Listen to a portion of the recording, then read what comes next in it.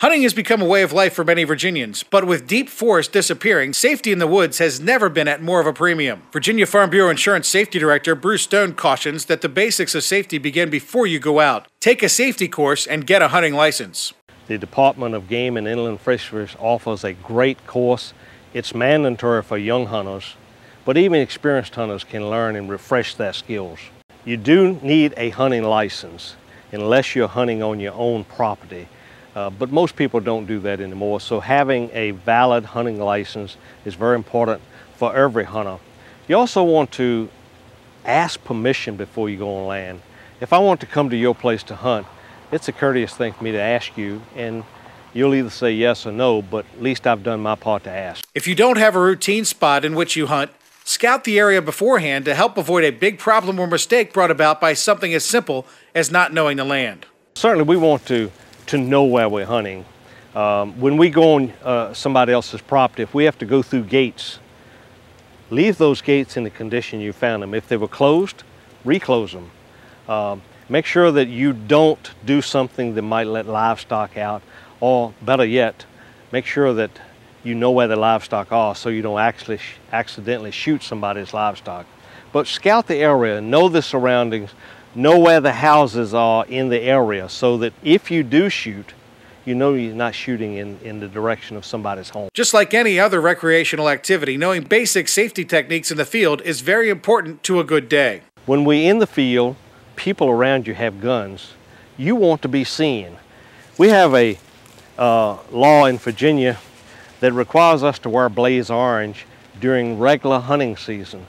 This is not required during archery season. But it is required during regular gun season. This is simply a bright color that helps other hunters see you. When you are using a gun, always assume that gun's loaded.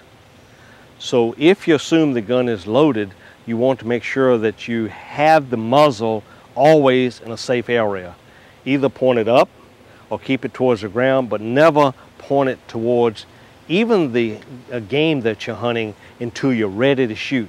And then make sure that you keep your finger off the trigger until you're ready to pull the trigger. So that if something goes wrong, you have that second outlet. If you're out hunting in the woods or in the field and you get to a fence, the only safe way to get across that fence in a hunting situation is unload the gun, lay it on the ground, crawl across the fence, pull the gun back to your side, reload, proceed on.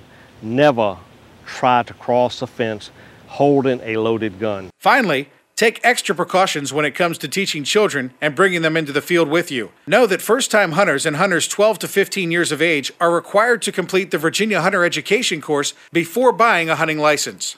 Let's approach it from a point of view of some children can be ready at one age and others will be ready at another age.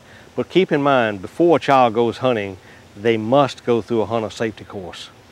There are age limits associated with that, but once they go through it, then they've learned the basics.